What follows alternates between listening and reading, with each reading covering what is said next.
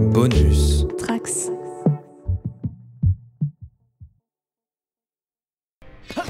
Okay, twerp and surprisingly big man. It's 4 against 2, so what say we just call it a day, right? Whoa! They've got footprints on their faces! Are those flames on their heads? Feels like a real hazard for a paper thief. You!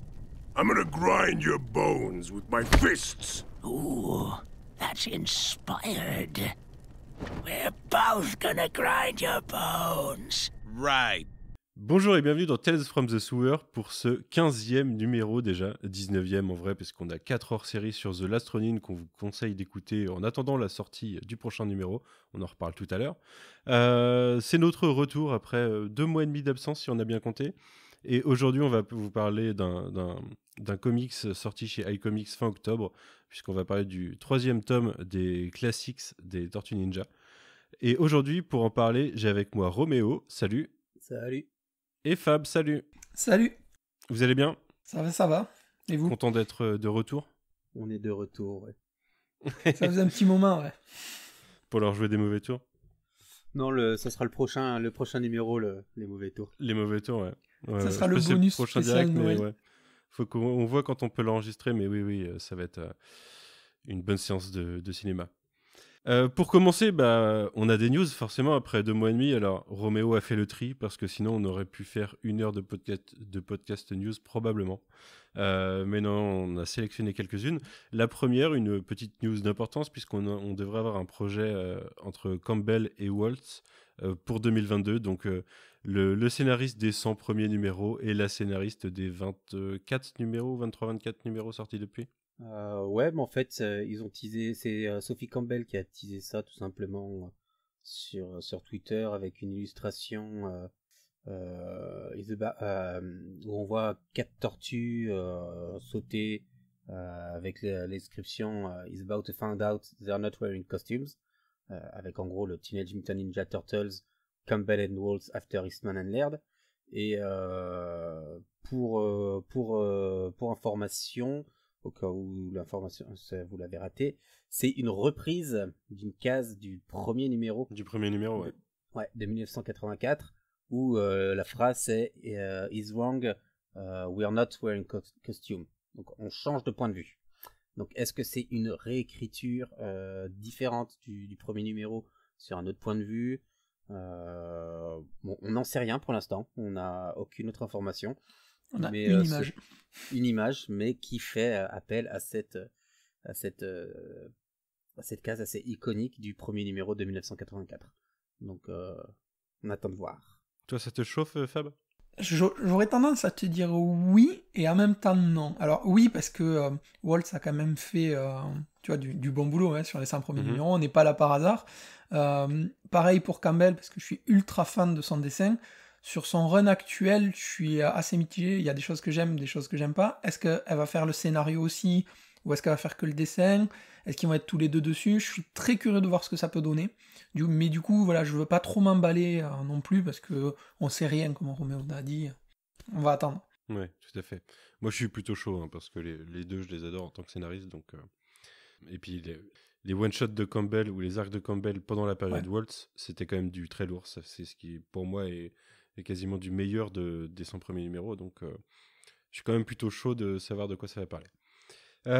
Forcément, pas mal de news, donc des toys, et on a une annonce d'un Van TMNT Ultimates, excusez-moi, chez Super 7.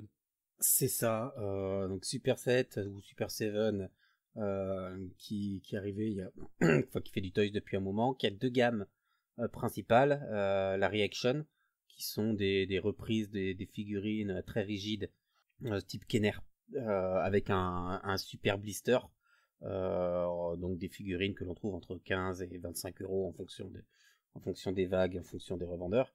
Donc c'est surtout un objet de collection, celle-là, moi je trouve que c'est surtout un objet de collection, de par le blister et la faible jouabilité de ces figurines, et une gamme Ultimate, donc qui sont des figurines assez imposantes.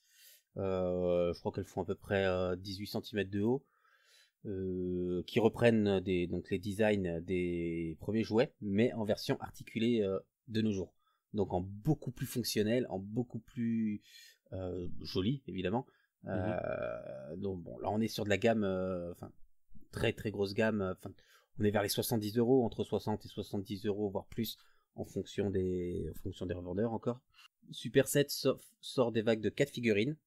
Donc on a eu des tortues, on a eu déjà des méchants, bon, on a déjà des tortues alternatives. C'est des figurines assez chères, très très belles. On est vraiment sur de la très bonne qualité. Et donc ils avaient annoncé un van qui est l'Arlésienne un peu de NECA depuis quelques années. Et les premières images, c'était, ouais, ça semblait vraiment de très haute qualité, surtout que les figurines sont assez grosses et imposantes.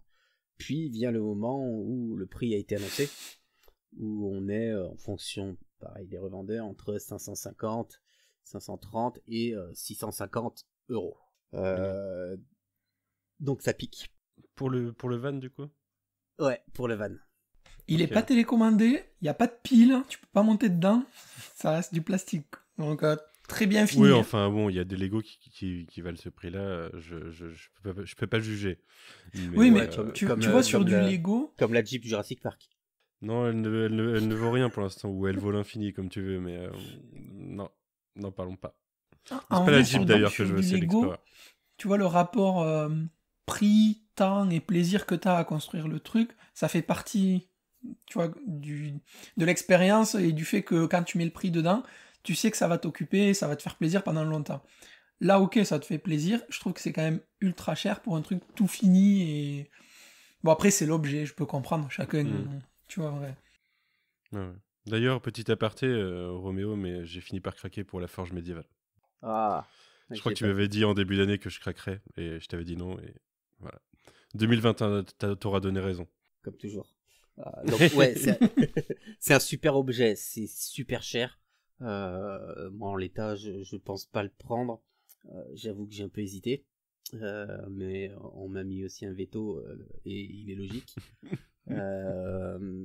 Et il est super beau, hein. Il semble hyper fonctionnel, mais ouais, afficher un truc à 700 balles pour le poser. Bah, je rajoute 200 balles et j'ai une sideshow Jurassic Park, quoi. Donc non, j'adore les vannes, j'ai vraiment un rapport au véhicule assez important, mais il y a un Ghetto Blaster Tortue Ninja dedans en accessoire. C'est beaucoup trop cher, soit raisonnable. Ouais, bah après c'est ça, c'est 450 $ sur certains sites, mais sur lesquels tu payes 50 $ de frais de port et 100 balles de douane tu vas te taper dans ces cas-là. Donc le van métro Lego de 2012, ça te coûtera moins cher. Ouais, mais non. Je l'ai et... Enfin voilà, Super 7. Et on va continuer sur Super 7 parce que bon, ils annoncent toujours des vagues et il y a aussi des exclus sur des magasins. Sur des enseignes. Donc c'est pas la première. Ouais, sur des enseignes, pardon. Et donc là, on va avoir une Undercover RAF en exclu de Big Bad Toy Store.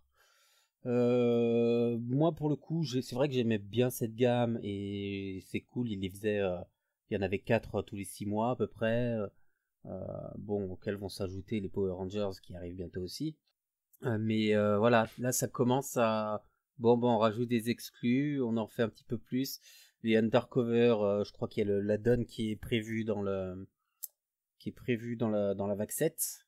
Donc potentiellement ça veut dire qu'on aura tout l'Undercover. Moi je dis attention à l'indigestion. Ça peut prendre la même voie que NECA. Donc depuis le début je suis pas tendre avec NECA et je parle de Super 7 en bien. Et voilà, ça commence, moi, après, je suis pas la cible, je vais pas tout prendre, mais ça va commencer à faire beaucoup. Et ça continue à faire des petites exclus par-ci par-là. Si tu veux l'intégrale des Undercover, ben voilà, t'es obligé de choper l'exclu qui est chez un magasin, chez une enseigne. Voilà, moi je dis, c'est des magnifiques figues. Ça fait partie de mes gammes de toys préférées. Mais on est sur des figues à 60-70 balles. Donc attention, l'indigestion, on verra bien ce que l'avenir nous réserve chez eux. Et ce que NECA proposera, s'ils vont proposer le van. J'ai pas trop suivi, il n'y a rien d'annoncé de visuel, mais voilà, NECA a un coup à jouer en sortant un van bien moins cher. Bonne transition en tout cas, puisque derrière on va parler de NECA, qui s'est On parle de annoncé NECA. deux Monster Fig. Au-delà bon, il y a eu plein d'autres news NECA. Il y a eu une mini polémique sur les des box qui ont été annulées, des qualités de figues douteuses, mais pour le coup, on va pas parler de ça, on va parler de belles figurines qui ont été annoncées au moment d'Halloween, je crois, qui est des figurines Monsters. Donc, on a déjà eu des Playmates Monsters à l'époque, dans les années 90, et donc là, on a commencé par une annonce du monstre de Frankenstein Raphaël, que je trouve vraiment très belle, et par la suite, on a eu Leonardo en Hunchback. Donc on ne reprend pas les figurines comme les Playmates. Donc les mêmes, parce que Leonardo, je crois que c'était le werewolf. Mais voilà, on a déjà 2 figurines qui ont été présentées, et je sais plus, j'ai plus en tête exactement concernant Mikey et Don, mais je crois que c'est Mikey en momie, April en femme ça doit être en femme de Frankenstein, et Don, je sais plus. Mais voilà, ça va être, elles sont vraiment très belles celles-là, et donc j'ai dit du bien de NECA. Je dis vraiment du bien de NECA sur ces figurines. Elles ont l'air vraiment bien finies. Reste à espérer qu'elles n'aient pas de défauts sur la fabrication, enfin des soucis de fragilité, comme je crois que c'est la Kazek qui a remonté pas mal de problèmes. Donc voilà, à suivre. La RAF est déjà en précommande un peu partout. Donc voilà. C'est vrai qu'elles sont pas mal. Et c'est 40€ la figurine, enfin $40 en tout cas. C'est bien moins cher, oui. C'est bien moins cher que Super 7. Ok, on revient aux comics un petit peu, je l'ai teasé tout à l'heure. On a une date pour notre 5e hors-série, puisque The Last Ronin numéro 5 sortira le 16 février 2022. Si tout va bien. Si tout va bien, oui, déjà. Vous vous souvenez quand Fab espérait l'avoir sous le sapin et tout? Sous le sapin, on commence à dire pour la galette. Ouais, on n'a pas dit de quelle année le sapin, d'accord. ça sera pour la Saint-Valentin. C'est ça. Pour l'instant, parce que bon. Pour l'instant, ouais. Au-delà des problèmes de délai que peuvent avoir les artistes, des retards et autres, on a cette crise du papier qui est généralisée, et on ne sait jamais ce qui peut arriver jusque-là, d'ici là. Ouais, avec il y aura une crise de la variante cover peut-être. 44 d'annoncés. Ouais, non, il n'y a pas de crise encore. Ils ont encore du papier pour ça. Ouais. Non, mais Fab avait raison, on aura peut-être du coup le hardcover sous le sapin pour Noël 2022. Ouais, ils ont intérêt à faire une belle édition. Ouais. Et ça sera une des dernières où on aura autant de variantes. Hein. Oui, mais de toute façon, c'est ce qu'ils avaient annoncé, non? Qu'ils allaient réduire... Ils avaient annoncé un changement des conditions pour faire les variantes. Mais ouais, là, il y en a encore 44. Sachant que je vois certains shops en ont quasi 10. 9 pour Jolzar ou 10, je ne sais plus compter. Mais... certaines enseignes te sortent 4 variantes. Donc ça change qu'une couleur. Voilà. Ouais, vivement que ces nouvelles règles s'appliquent. À voir, en espérant que les quantités ne soient pas trop limitées, parce que sinon ça aura aussi l'effet inverse, c'est que si moins de variantes, mais que les variantes sont toujours ultra limitées en nombre d'exemplaires, elles vont tout de suite partir et on aura tout de suite une spéculation. Une spéculation, parce que l'offre sera plus faible, mais la demande sera toujours la même. importante. Ouais. Donc à voir. C'est très bien d'IDW de réduire la voilure. Maintenant, on verra ce que ça va donner. Puisque après de toute façon c'est pas sur l'ongoing qu'ils peuvent se permettre de faire trop de variantes. D'ailleurs s'il y en a juste quelques-unes pour le prochain numéro, pour le numéro de décembre, qui sont très belles, donc dans le thème des variantes de Noël toujours. Mhm. Donc, Tu me dis si tu commandes, on sait jamais, hein, ça pourrait m'intéresser. bah il faudrait.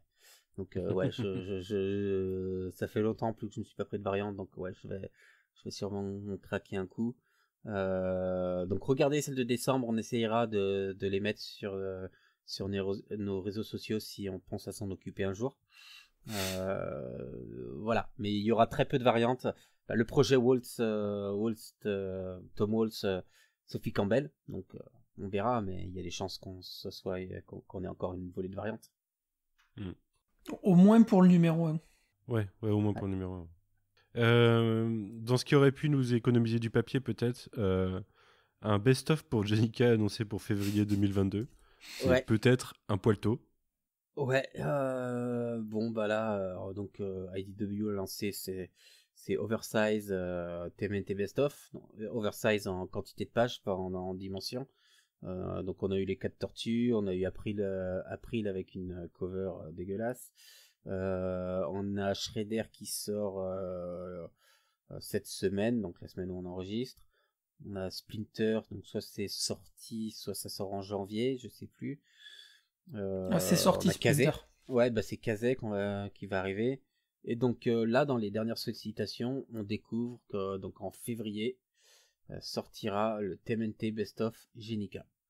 Alors j'aime beaucoup le personnage que je trouve très bien introduit et qui est très intéressant, mais c'est tôt pour moi, comme tu dis, pour mettre un best-of, et on n'a pas de grands numéros iconiques. Donc là on va voir le numéro 51, donc avec sa première apparition en tant que garde d'élite. On va voir le 95. Le 95, on va avoir les backups de la mini-série, de la première mini-série, qui racontait l'histoire, donc enfin vraiment de... Je sais pas. Des trucs très récents quand même. Hein. C'est ça. Les mini-séries ne sont pas non plus... Mais ça géniales. fait Elles sont pas limite essentielles. un an. Ça doit faire limite un an, enfin, mois pour mois, parce que... Non, parce qu'on est en 124 et Jennika, donc c'est numéro 95, donc c'est minimum, c'est plus de 2 ans, c'est 2 ans. Ouais, et demi, c'est 2 quoi, ans, ouais, exact. Mais ouais, Ouais. ils vont nous caler 2-3 numéros de l'ongoing, potentiellement 1 ou 2 des mini-séries. C'est trop. Il y a pas cette pour moi d'iconique. Il n'y a rien voilà. d'introuvable en librairie en plus. Hein. Enfin, ça se trouve ailleurs, quoi. Ouais, mais bon, c'est comme ça. Enfin bref. Ouais, ça aurait pu être du papier d'économiser. C'est peut-être ça. pas le truc sur lequel iComics va se jeter, par exemple, pour le publier, quoi. Donc, on verra. Non, je ne pense pas, parce que... Enfin, non, je ne pense pas. Je pense qu'il y a Simplement. des hors-séries sur d'autres persos qui auraient mérité un petit peu plus de visibilité que Jennika tout de suite, là, avec le peu de background qu'il y a derrière sur le personnage. Pas qu'il est mauvais, hein, mais il n'y a pas assez de matériel, je trouve, pour appeler ça un best-of. C'est Tout à ça. fait. Après, on aurait pu aller du côté de Slash et sortir quelques numéros, quelques vieux numéros, même d'Archie. Et bon, le numéro d'IDW qui sent l'oignon. Voilà, ou des vilains comme ça. Il y aurait pu y avoir des choses intéressantes. Le Rat King, où il mettait le numéro de Tales of TMNT avec sa première apparition, et ça permettait aussi de ressortir. Donc il y a des numéros très bien d'IDW, d'en mettre un d'IDW. Donc ouais, il y avait plein de personnages potentiellement intéressants, mais moins bankable. Si Jennika est bankable, ça je sais pas, mais ouais, il y aurait pu avoir des éléments plus intéressants. Mais bon, on aura Jennika pour un numéro à $6, $7, je sais plus, $8. Ouais, probablement. Ça doit être 7,99, un truc comme ça. Ouais, je sais même pas, je les prends pas ceux-là, donc je sais pas trop les numéros, les prix, quoi. Mais ouais, un peu trop cher de toute façon. Revenons un petit peu aux figurines avec des Playmates qui sont annoncés, un set rétro et un pack de figues de la série de 2012 du coup. Ouais, bah, les Playmates aiment rappeler que oui, ils ont des droits sur les figurines. Et donc, ils peuvent encore sortir des choses. Donc, régulièrement, ils nous sortaient un pack avec des vieux sculptes ou des vieux sculptes des figurines. Donc, c'était dans un... Il y a eu plusieurs packaging dans une sorte de gros van. Mhm. Ouais, ça me parle, ça. Et le sewer aussi, le sewer lair. Et donc, c'était des les reprises des vieilles figurines. Ils avaient fait des repaints différents aussi. Version Mirage, version ci, version ça. Et donc là, ils se sont dit, on va faire un pack avec les Sports Turtles de 91. Donc voilà, on a le quarterback Léo, Moi, j'avais le hockeyeur quand j'étais petit. Ouais, c'est ce que Je m'en souviens. C'est voilà. celui qui parle. Et ils en ont rajouté aussi un autre. Il semblerait. Il y a le basketteur aussi, je me souviens. Ouais, basketteur avec son numéro 23. Pur hasard. Pur hasard, évidemment. Et un Mike qui fait du skate. Parce qu'il fallait bien mettre Mike. Et il faisait pas de sport à côté. Et donc ça, c'est un premier pack. Donc, et ça coûte combien, ça fait $130, je crois. Ok. Ouais, ça fait mal. Et puis ils se sont dit, mais on va aussi ressortir les figurines de 2012 dans le même packaging avec l'autre van dessiné. Donc le van de 2012. Mm-hmm. Donc on a les 4 tortues, Splinter et Shredder. Donc ça fait un pack à 150 balles pour 6 figurines. Ça fait beaucoup. Mm-hmm. Je préfère claquer 500 balles dans le Super Set que dans ceux-là, quoi. Non, ça c'est parce que tu te cherches des excuses. C'est tout. Non, mais j'ai envie de dire en 2022, parce que ça sortira en 2022, qui va acheter un pack avec avec des figurines de 2012? Il n'y a pas encore ce côté de nostalgie.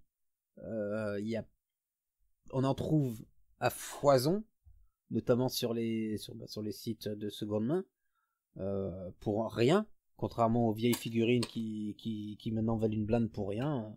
Enfin, voilà, le prix, les prix a explosé de ces dernières années. Hein. Moi, je vois bien entre mes recherches d'une dizaine d'années maintenant, le prix du simple magazine qui passait de 1 euro à 10 euros, où la figurine en loose, on te la vend 12 balles sans accessoires.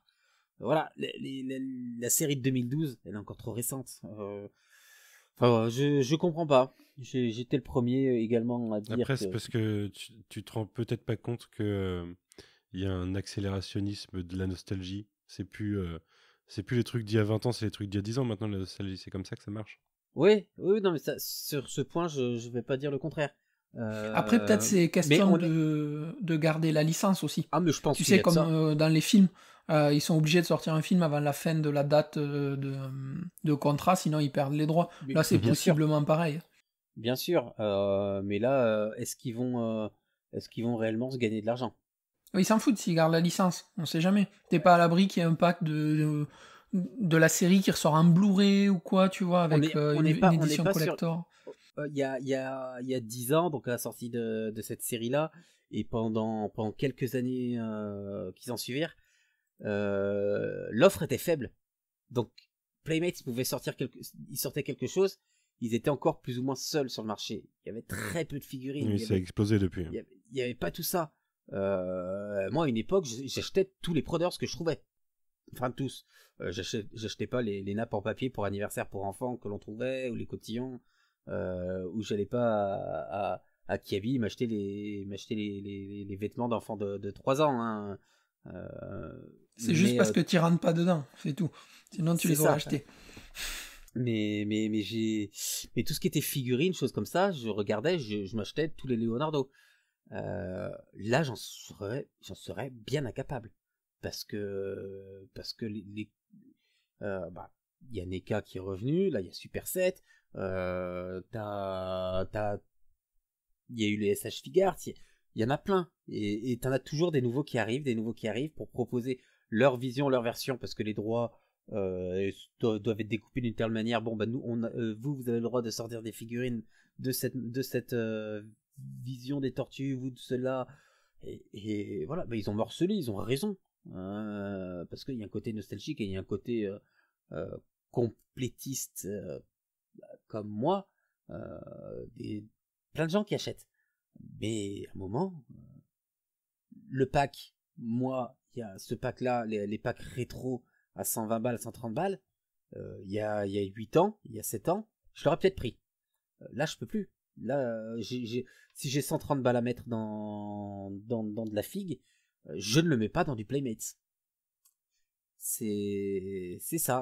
À une époque, NECA était monté en gamme avait proposé une offre pour pallier aux Playmates qui décevaient. On a Super 7 qui prend un peu ce credo-là avec NECA qui déçoit un peu, donc ils arrivent avec des qualités un peu supérieures et en surfant sur des figurines de nos enfances, de notre enfance, et pas sur les versions et pas sur la version animée, puisque NECA c'est principalement de ça et des jeux vidéo qui sortent. Bah maintenant, qui prendrait du Playmates? Playmates, c'est pour les enfants, pour jouer. C'est bah tiens, t'as une figurine à 15 balles, bah c'est pas grave si l'enfant il va la prendre, il va la lancer sur les murs, il va jouer avec. Je pense pas qu'on en soit, enfin moi en tout cas, je vais pas offrir une NECA à un enfant en bas âge qui pourrait l'abîmer, parce que bah, c'est une figurine à 40 balles, bah, c'est une figurine à 40 balles quand même. Donc voilà, c'était mon avis sur ces Playmates. Et c'est la fin des news. Non, voilà. pas totalement. Ouais, on n'en a pas parlé tout à l'heure, mais la dernière news, c'est We are looking into the Roniverse. Ah ouais. Ils nous ont écoutés. Ils nous ont écoutés. Voilà. Donc pendant une conférence à l'Ersatz de San Diego qu'il y a pu avoir, la San Diego Comic Con, ils ont fait une version un peu pour la reprise là. Donc il y a eu une conférence et bon bah il y a eu cette phrase de We are looking into the Roniverse prononcée par je crois que c'est Kevin Eastman. Donc bon bah ils ont écouté notre hors-série 4 l'Astronine, ou même le 3 on a commencé. Non, c'était le 3, c'était peut-être plus le 3 ouais, dans lequel on a ouais.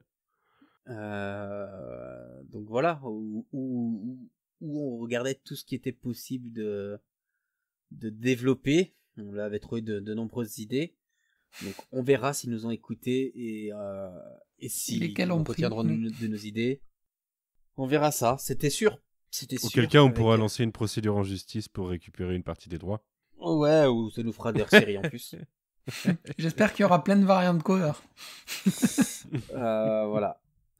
Vendu. C'est ça. Ouais, moi j'attends de voir ce qu'ils proposent en fait avant de m'emballer et surtout comment finit la fin du numéro 5 parce que bon, on se souvient que le 4 nous a pas mal déçus quand même. Ouais. Toi, tu vois un intérêt, ouais, Fab? À l'univers? Si c'est pour, tu vois, prétexte d'étendre l'astronène sur les passages qu'ils n'ont pas pu vraiment exploiter et que c'est délayé pour délayer, aucun intérêt. Après, est-ce qu'ils peuvent proposer autre chose? Je sais pas. Je pense que ça va surfer un moment. Moi, je sens que ça va finir en Before the Lastronine et voilà quoi. Ouais, peut-être. Je sais pas. Je suis pas super hypé non plus, tu vois, par le projet, parce que je pense que ça va plus surfer sur la hype du fait qu'il y ait eu The Lastronène, que ça a fait un petit peu des vagues, mais je suis pas certaine d'attendre ça vraiment avec amour. Ouais, ok. On verra le projet, on verra aussi ce qui nous vendront, hein, parce que si c'est pour encore nous sortir des numéros à $9, $8, je sais plus, il y a ça aussi. 8 je crois, 7,99 je crois. Ouais. Donc est-ce qu'ils vont continuer au-delà de développer l'univers qui peut être intéressant à voir, même si je suis pas fan, à nous ressortir. Hier j'ai acheté un Avengers à $10, alors après je suis probablement prêt à tout. Parce que l'Avengers 50/750 je crois. Non mais juste pour la cover, je suis sûr il y a la sorcière rouge dessus. Il y a Vanda non, sur la cover. Juste, je suis la série Avengers et ce numéro-là il coûte $10 parce que c'est un numéro anniversaire. Double anniversaire puisqu'ils ont fait le 50/750, tu vois, numérotation Legacy, numérotation normale. C'est... Et je suis sûr que c'est pas ouf. Je l'ai pas lu encore, mais...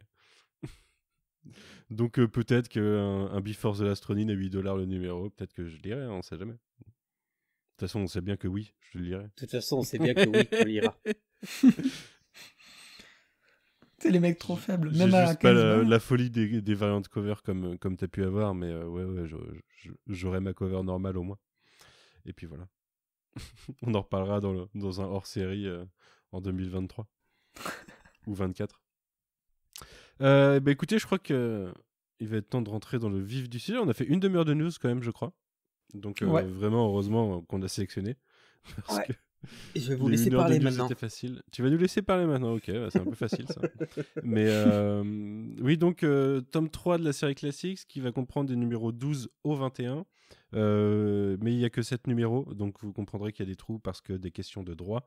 Tout le monde, IDW et iComics n'ont pas les droits de tout ce qui est sorti à l'époque chez Mirage Studio. Donc ça reprend après, pas tout de suite après le tome 2. On se souviendra que le tome 2 avait vu le retour de Shredder qui avait mis une petite branlée aux Tortues Ninja et que ça laissait un petit peu dans l'attente de la suite. Et là, on reste un moment dans l'attente de la suite puisque ce tome composé de 7 numéros verra les 4 premiers numéros être une sorte de pause dans l'histoire principale pour nous montrer un petit peu 4 numéros concept où l'ère des Eastman, chacun de leur côté, vont aller s'associer à d'autres personnes pour faire des histoires individuellement. Et il faudra donc attendre les 3 derniers numéros de ce volume pour récupérer la suite de ce dont on avait parlé l'an dernier. Alors je suis pas sûr que nous on en ait parlé l'an dernier. Si, ça devait peut-être être l'année dernière, déjà le tome 2. Je sais plus quand on a fait. Oui, c'est l'année dernière. C'est un par an aux alentours de octobre. Ouais, mais on n'existait pas il y a 2 ans, donc le premier, le premier et le Oui. 2, on les a pas fait à un an d'écart. Donc je sais plus quand on a sorti le tome 2, mais là maintenant, ça sera tous les ans, hein, sachez-le, c'est normal. On suit la publication. On espère pas trop de crise du papier, parce que là, ça avait déjà été repoussé d'une semaine à cause de ça. Peut-être que dans un an, ça sera repoussé d'un mois. On va commencer avant-propos d'ailleurs, j'adore ce tome. J'adore tous les numéros de ce tome. Alors, je trouve que les 4 premiers sont peut-être plus discutables, mais j'aime bien quand même. Donc on va y revenir et on va commencer avec... Fin du podcast. Manu, voilà, j'adore. Merci de nous avoir écoutés. On va commencer avec Tortue Ninja numéro 12. Je vais revenir d'abord vas-y. rapidement. Donc il y a 7 numéros, comme tu as dit. Il n'y a pas tous les numéros de l'ongoing, parce que dans l'ongoing c'était la Gestera et il y a eu, donc ils n'ont pas tous les droits. Il n'y a pas 13, 16 et 18. Voilà. Donc ça a été publié entre septembre 87 et mai 89. On en avait parlé donc dans notre précédent numéro qui traitait du tome 2. Sur Northampton, Eastman et Laird étaient sur la fin de leur relation. Ils étaient arrivés, ils avaient vraiment des visions différentes, des aspirations différentes. Donc ils dirigeaient tous les deux les Mirage et donc la destinée des Tortues Ninja, mais leurs envies créatives étaient déjà elles étaient plus concordantes. Les deux ne s'entendaient plus très bien. Donc on a eu ce Northampton qui était un peu le champ de signe de la première période Eastman Laird, de leur première era ensemble. Et donc ils ont alternativement écrit et ou dessiné des numéros avec d'autres artistes du studio qu'ils avaient recrutés, des anciens amis, des connaissances. Donc on en parlera pour chaque numéro. Mais voilà, c'était la situation. On n'est plus sur cette collaboration, au moins sur les 4 premiers numéros dont on va parler, le 12, 14, 15 et 17. On n'est plus sur une collaboration Eastman Laird. On a vraiment à chaque fois un des deux. Bon, on a le 15, c'est un peu à part, mais on n'est plus sur l'énergie créative de deux personnes écrivant, dessinant à quatre mains et se passant les planches entre crayonné, layout, storyboard et ancrage. Et on va beaucoup le sentir sur les 4 premiers numéros du coup, puisque les styles vont vachement changer en fait d'un numéro à l'autre et changer du style de la série principale de toute façon. Ben, on commence du coup avec ce numéro 12. Donc là, c'est Peter Laird qui s'est associé à Steve Lavigne, mais uniquement pour le lettrage. Lui a écrit l'histoire et dessiné le numéro. Donc le numéro s'appelle Les Survivalistes. Et Fab, est-ce que tu veux nous le présenter rapidement? Bah, globalement, c'est un numéro qui est hors toute continuité. Vraiment, moi, je m'attendais pas vraiment à ça quand je l'ai pris. Et on va Non, enfin, retrouver... il est dans la continuité. Oui, mais non, il est dans la continuité il se des passe sorties, mais il n'y a pas de lien direct avec l'histoire qu'on a laissée dans le tome précédent. Clairement, il se passe pas probablement pas entre ce qu'on a vu dans le tome 2 et ce qu'on verra en fin de tome 3. Ouais, Mais, voilà, tout à fait. ouais. Oui, se c'est passe pour ça que dans je dis... Northampton. Ils font leur pique-nique. Ouais, voilà, mais en gros, il a aucun impact dans la trame narrative des Oui, tortues voilà. principales. Et donc, en gros, voilà, les 4 tortues font un pique-nique. Elles vont se retrouver avec une sorte de savant fou myope comme une taupe quand il a pas ses lunettes, qui est en train de se faire pourchasser. Et elles vont devoir un petit peu le protéger et se retrouver face à une bande de mercenaires. Voilà. Alors, moi, je vais pas tergiverser trop longtemps. J'ai pas du tout... T'oublies un plot point intéressant, c'est qu'il a été séquestré pour construire une bombe nucléaire. Ouais, non, mais en fait, Et il l'a fait. Ce numéro ne m'a absolument pas plu, mais ça, c'est vraiment... Voilà. Pour moi, c'est le pire numéro de ce tome. J'ai pas du tout aimé. Enfin, graphiquement, très bien. Le scénario, ça tient sur un post-it, hein, voilà. Et j'ai pas pris de plaisir particulier parce que l'histoire, vraiment, je sais pas. Je suis d'accord que c'est le moins bon de l'ensemble, je pense, de ce numéro, enfin de ce tome. Mais j'aime bien, il y a un côté débile. Alors, c'est des survivalistes. Alors, c'est Ouais, ça, non, mais mais c'est c'est ça. c'est un côté débile, mais c'est écrit en 87 c'est des extrémistes qui veulent redonner la grandeur des États-Unis par la violence. Non, mais le Mais problème, c'est même pas exactement ça. C'est des survivalistes qui commencent à se dire que la guerre froide, elle est un petit peu trop froide et qu'ils aimeraient bien mettre à exécution leurs prédictions, quoi. Et du coup, ils essaient de déclencher l'affrontement URSS-US pour pouvoir mettre à profit leur skill de survivaliste. Donc ils construisent une bombe nucléaire pour la faire péter Mais aux États-Unis. en fait, c'est écrit en 87, mais putain, on a toujours les mêmes génies aujourd'hui, quoi. C'est vraiment... Ouais. tu peux le transposer, et ça a pas vieilli. Des débiles comme ça, on les a tous les jours, et... Mais Enfin, d'ailleurs, c'est- je trouve ça assez fort dans ce numéro, c'est que il te fait de façon cynique et exagérée quelque chose qui existe vraiment en fait. C'est super exagéré, hein, les personnages, les survivalistes, le groupe de méchants, c'est ouais, c'est n'importe quoi. C'est un film d'action quoi. Et Mais ils sont sortis de avec, Predator, quoi.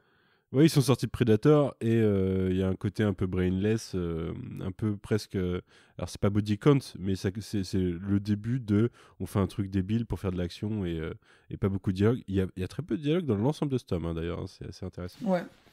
Mais ouais, moi je trouve que ça marche bien dans l'esprit. L'esprit un peu de TMNT à côté, quoi. Là, Ouais, ça marche chez moi aussi. Ouais. Ça marche chez moi, il y a vraiment des planches très très belles. Sur ce numéro, on sent quand même un certain découpage que je trouve pas dégueu. Ouais. L'action fonctionne bien. Elle fonctionne bien plus que sur Body Count. Ça c'est sûr, oui, parce que c'est illisible Body Count. Voilà, mais là c'est lisible, les combats sont fluides. On a quand même des moments cool, quoi. Quand les deux tortues sortent de l'eau, parce qu'il y a les deux gars qui marchent dessus. Raphaël qui est en train de noyer le mec, qui est en train de noyer Léo qui sabre un des fusils en deux en un coup de sabre. Ouais. Après, graphiquement, il y a de la recherche. Hein. Je sais plus si c'est Laird ou Eastman dans les notes, parce que encore une fois, on va le dire, il y a des annotations de Eastman et de Laird après chaque single, donc c'est toujours intéressant d'avoir ces visions là, même si c'est des visions, des écritures bien loin après l'écriture, hein. Je crois que c'est plus de 25 ans après qu'ils ont écrit ces annotations, où t'en as un des deux qui dit mais Et là, on se pose la question, si Splinter n'avait pas dit à Raph d'arrêter, est-ce que Raph aurait tué le mec? Elle l'aurait laissé sous l'eau. Et c'est le genre de... Même à la lecture, c'est le genre de petite approche qui fonctionne. Et ça fonctionne vachement. Ouais, je pense que oui. En plus, je t'ai lancé dessus, Fab, parce que c'est quand même Donatello qui règle le problème au final. Ouais, et qui finit sur un discours de 1987 qui vient tu vois, poser l'ambiance de qu'est-ce que ça fait de vivre dans un monde où le nucléaire peut te taper à tout moment, tu vois. Question qu'on se pose un petit peu moins aujourd'hui, même si bon, l'Ukraine, bonjour, mais ça pue. Franchement, ça commence à puer. Mais ouais, je trouve que c'est un bon comics de l'époque, quoi. Mais moi, je te dis, en fait, vraiment, ce numéro, j'ai pas du tout aimé. Je l'ai fini en diagonale, clairement.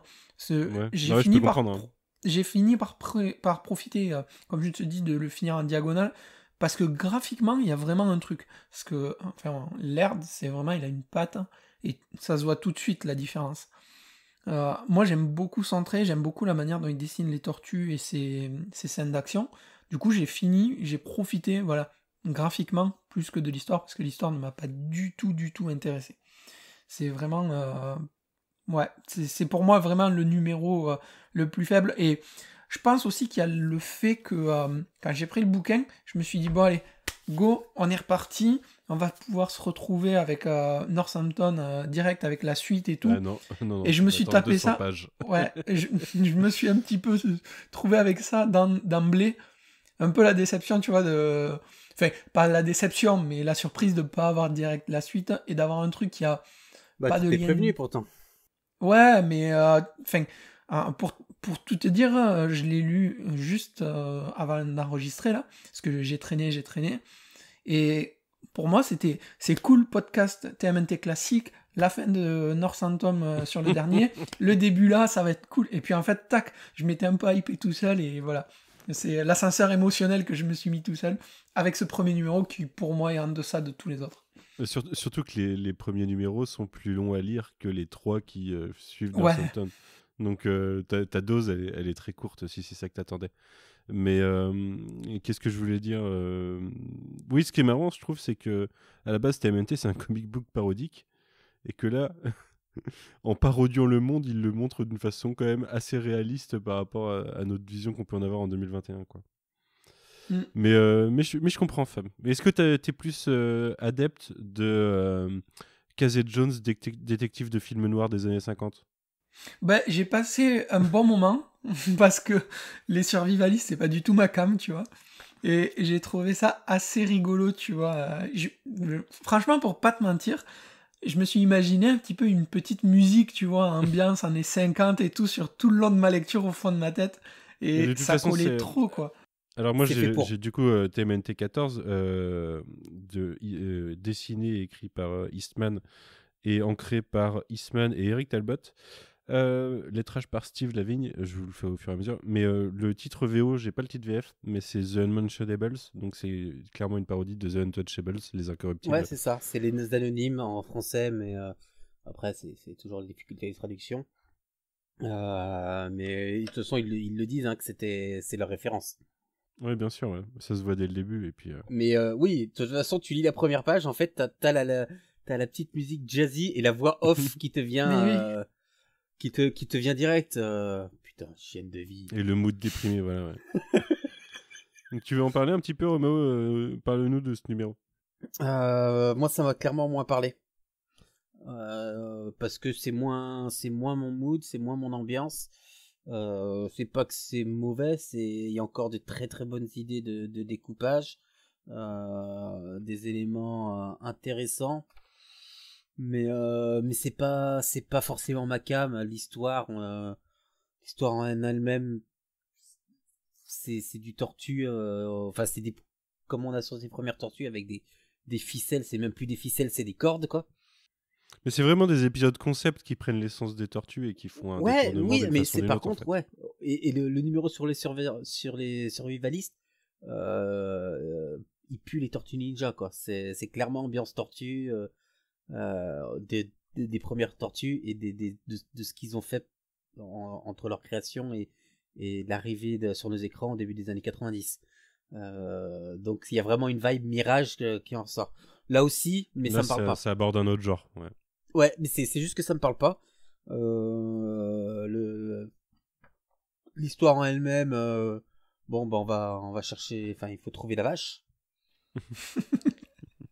C'est Interville en fait, c'est le truc. Donc il y a des plans super cool. Donc c'est Eastman qui montre son talent du découpage et du storyboard, clairement. J'aime beaucoup le dessin sur celui-là, moi.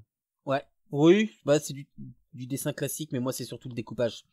Le découpage, et finalement on voit pas on voit très peu les tortues, et on s'en fout des tortues, j'ai envie de dire. Clairement, hein, c'est Casey et April Jones Prisons, Starring et April O'Neil. Mais ça fonctionne bien, cette ambiance noire qui est très bien dépeinte, et comme on dit, on a cette musique qui est jazzy, qui nous vient tout de suite en tête quand on le lit avec cette voix off au départ. Donc ça fonctionne.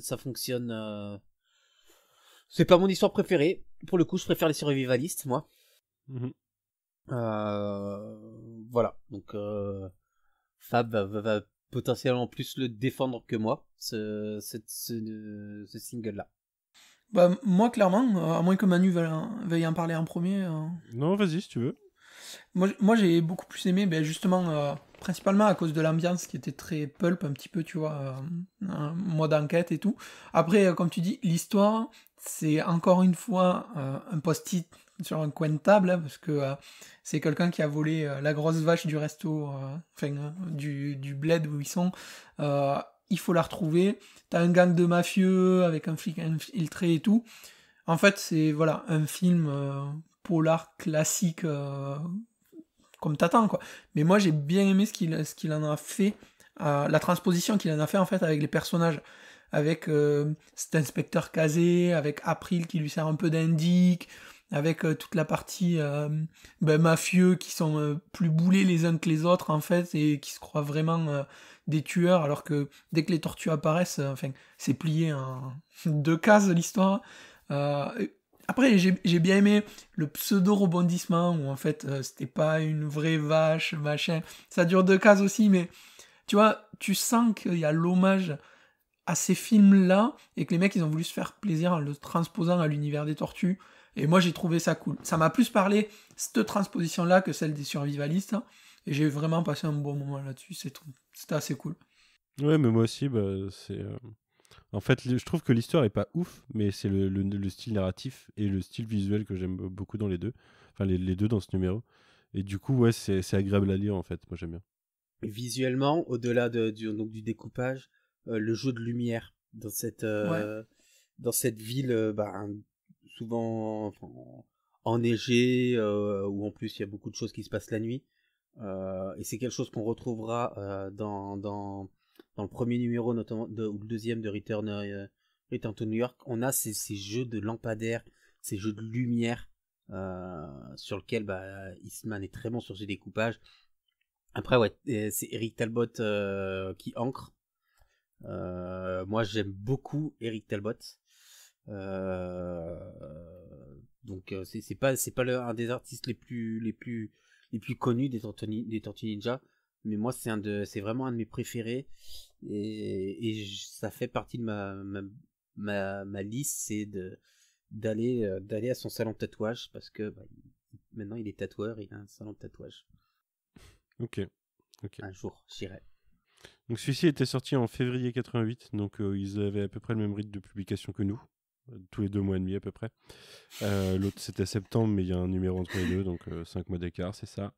On passe au numéro d'après où il y a un gap visuel pour moi. On passe du tout au tout entre le numéro 14 et le numéro 15 en août 88. Donc là, il y a 6 mois pour un seul numéro. Donc ils ont un pire rythme de publication que nous. Ils sont à peu près raccord avec The Astronine à la rigueur. C'est vrai. Ils ont gardé le rythme de l'époque. Donc, une histoire et des dessins de Peter Laird, un ancrage de Jim Lawson. Et spoiler alert, tout le tome est lettré par Steve Lavigne, donc je vais arrêter de le dire. Ça sera plus simple. Il a fait tous les numéros. Par contre, le 14 semble être sorti au mois de mai 88. En fait, il y a une erreur. Alors, c'est écrit sur la cover. Dans la VO sur la cover, ouais. Même c'est dans la VF, c'est pareil. Dans la cover, indique février 88, mais derrière le livre, c'est mai 88. Et en février 88, t'as le numéro 13 qui est sorti. Donc je pense qu'il y a eu un décalage et une mise à jour qui n'a pas été faite. Donc je pense... Ils ont répété la même erreur dans la VF du coup? Parce que moi c'est la VO que j'ai suivi, c'est pour ça. Après, je suis pas certain de cette information-là, mais si le 13 est sorti en février 88... Non mais après, alors je sais pas si c'est encore le cas en 2021, mais pendant longtemps en tout cas, et je pense que c'est toujours le cas, il me semble qu'il y a un décalage de 2 mois de toute façon entre le mois sur la cover et le mois de réel de sortie. Il y a une histoire à cause des sollicitations et des trucs comme ça, où c'était à cause du temps de trajet des comic books à l'époque quand ils étaient livrés en chevaux ou des trucs comme ça. Je crois qu'il y a un décalage de 1 ou 2 mois officiellement entre la date vraiment de sortie et ce qui est marqué sur la cover. C'est peut-être ça aussi, il y a peut-être une erreur comme ça. C'est la date de cover et pas la date de sortie officielle. Enfin bref, on s'en fout des dates, c'est sorti en 88 et puis on va pas spéculer sur le mois, on ne sait pas. Qui veut se lancer sur cette histoire un peu plus légère, qui va nous faire intervenir du super-héros, nous ramener dans le comique à l'intérieur du comique? On va te la laisser celle-là. Tu me la laisses? Ok. Allez. Et bah écoutez, on a les Tortues Ninja qui sont dans un comic shop et qui checkent des trucs. Alors il y a des vrais comics qu'on connaît à l'intérieur. Ouais. Et il y a des trucs qui ressemblent à des parodies de ce qu'on connaît. Et on voit un comic d'un truc qui s'appelle Justice Force et ça parle d'un homme d'acier dessus. Donc ça a clairement l'air d'être une parodie de la Justice League. Et assez rapidement, on va se rendre compte qu'en fait, ce comic book, qui n'existe pas dans la vraie vie, montre en fait une équipe qui existait dans l'univers des Tortues Ninja, puisque on a des espèces de robots qui sont une parodie des Tortues Ninja elles-mêmes. Alors je sais pas s'ils ont fait ça pour des questions de droit, pour refaire les Mousers et Baxter Stockman, mais globalement le concept et les visuels c'est Baxter Stockman avec une armure qui ressemble pas mal et un truc qui ne sont pas des Mousers mais qui aurait pu être des Mousers et qui attaque le comic book shop. Ouais, voilà, et on se rend compte que le comic book guy n'est pas un comic book guy, mais un ancien super-héros qui faisait partie de la Justice Force, et du coup, il appelle toute son équipe pour venir taper un de leurs anciens ennemis, qui s'appelle Dome. Et voilà, donc ça va partir en combat. On a vraiment un exosquelette à la Baxter Stockman, un peu visuel d'ailleurs de la série de 2012, dans son côté un peu tout rond, tout cylindrique.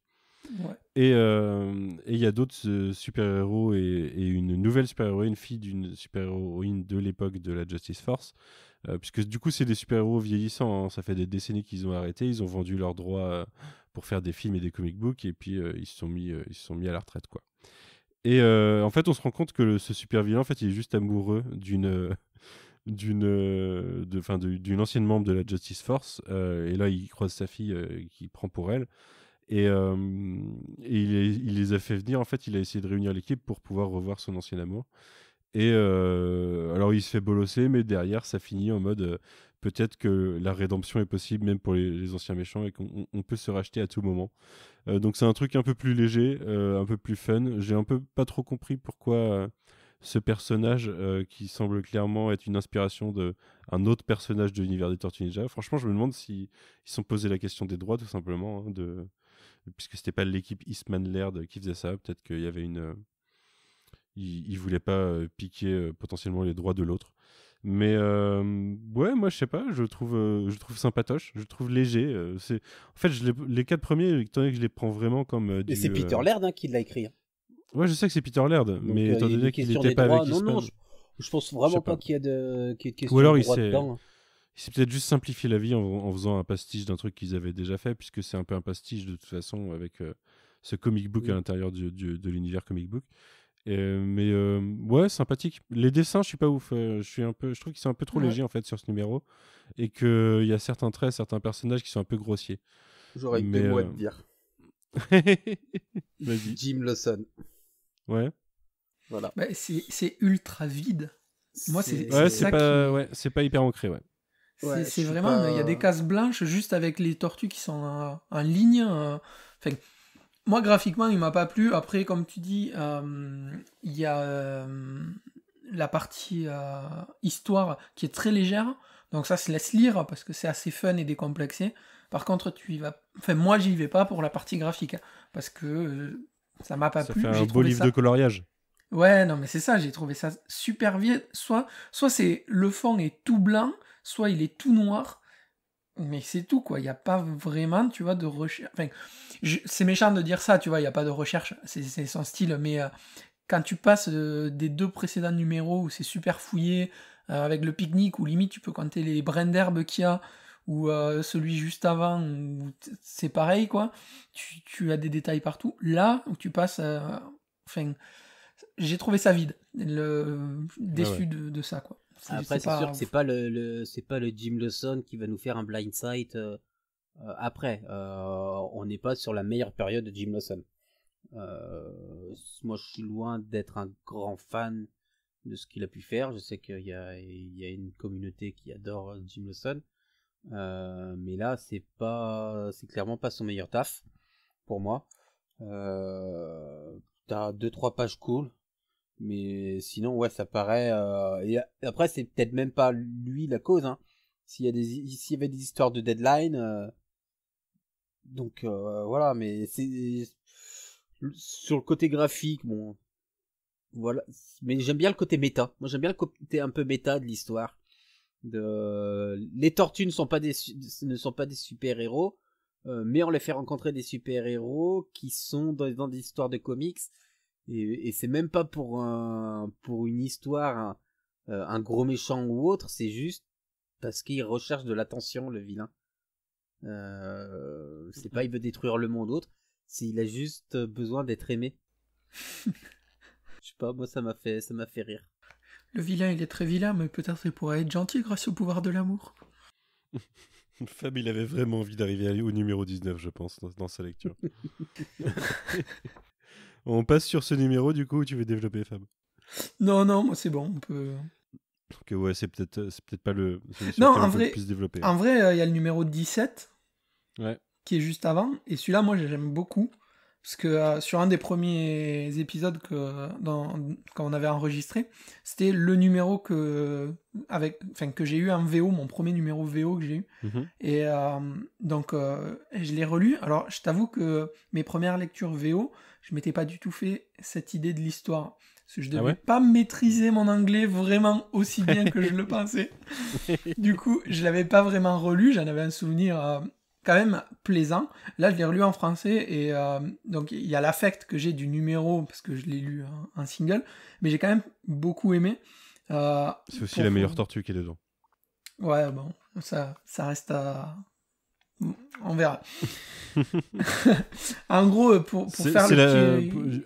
J'allais dire avant ça, c'est la même équipe du coup que sur le numéro 14, donc le deuxième qu'on a traité. Donc Eastman et Eric Talbot, sauf que là c'est Eric Talbot qui dessine tout. Et c'est même Eastman annonce clairement la couleur, l'histoire est de Talbot, il y a mon nom dans les crédits, mais voilà quoi. Ouais, il a dû mettre des plot points avec lui, et puis voilà, derrière il a écrit. C'est lui qui l'annonce, hein, il l'annonce dans les annotations entre. Il a fait, ouais, bah il a écrit un petit peu avec lui, il a revu des choses, mais c'est l'histoire de Talbot. Voilà, textuellement, enfin dans la traduction, Eric m'a crédité pour l'histoire et le scénario, mais c'est plus par gentillesse qu'autre chose. Ma contribution, c'est limitée à l'encourager et à lui donner des conseils et des avis. Voilà. Bon, au moins, c'est de l'honnêteté, quoi.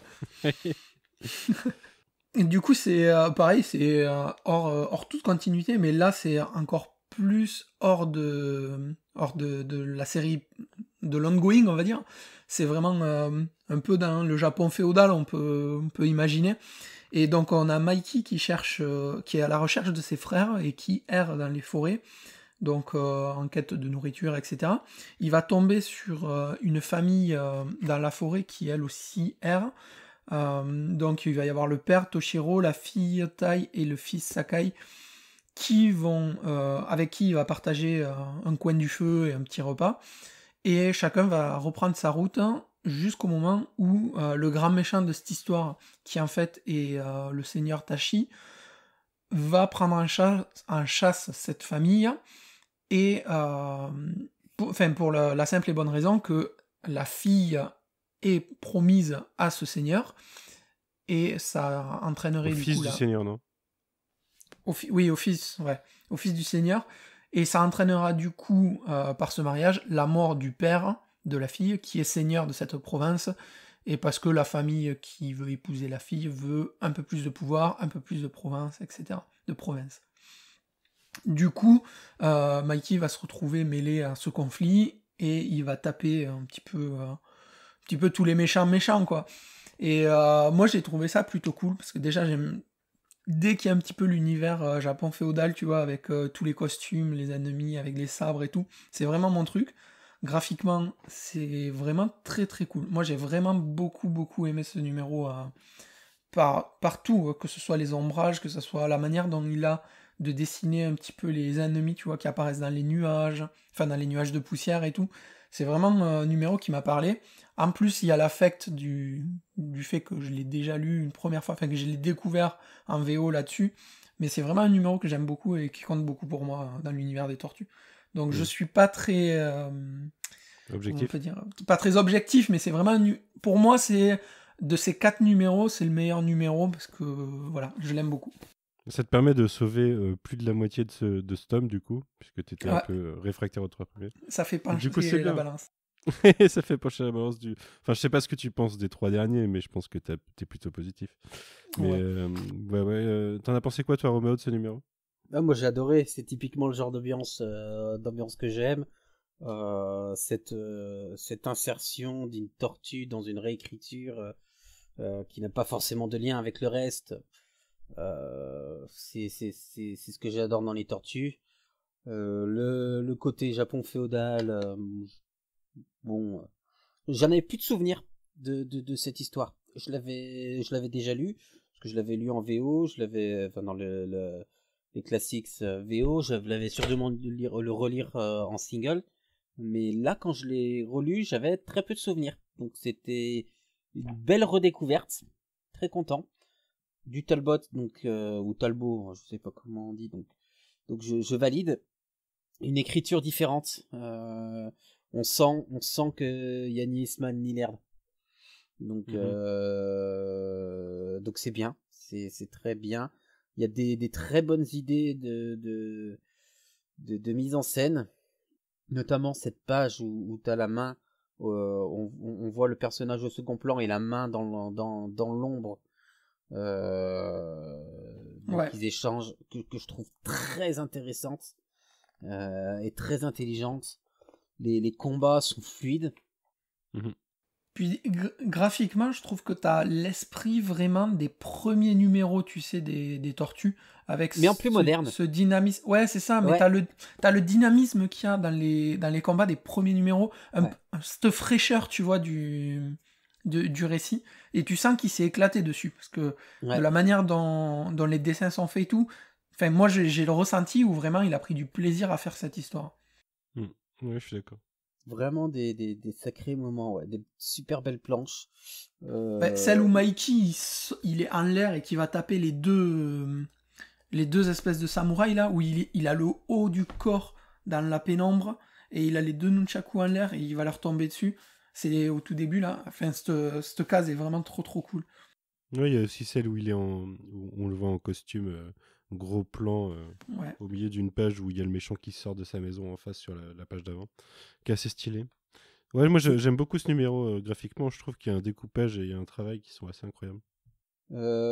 Ça part tout doucement, tout calmement, et finalement on nous raconte une histoire assez dense, assez riche, je trouve, sur une 30aine de pages ou 40, je sais plus. Tout est 40 en fait, parce que c'est à peu près 40 pages, 39-40 pages un numéro de jeu, enfin chaque numéro de ce tome. Ouais, 33 pages. Et finalement, ouais, au début, ça part tout doucement. On sait pas trop où ça peut aller. Bon, ils rencontrent des gens, on sent très bien que Mikey va les aider. Mais ça met du temps à s'installer pour finalement tout de suite passer la seconde. Et là, ça s'arrête plus, ça monte dans les tours, ça s'accélère pour raconter une histoire, prendre le temps, notamment avec la page dont je parlais,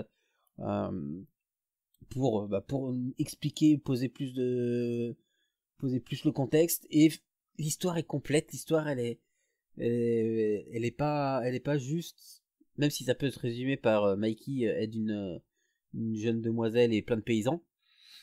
Il y a une histoire complète avec des personnages qui sont racontés et tout ça pour nous finalement nous dire que c'est une histoire réellement qui est racontée. Donc moi j'ai beaucoup d'affection pour cette histoire, pour cette page, pour ce single, avec une avant-dernière page qui me fait beaucoup penser à l'Astronine d'ailleurs.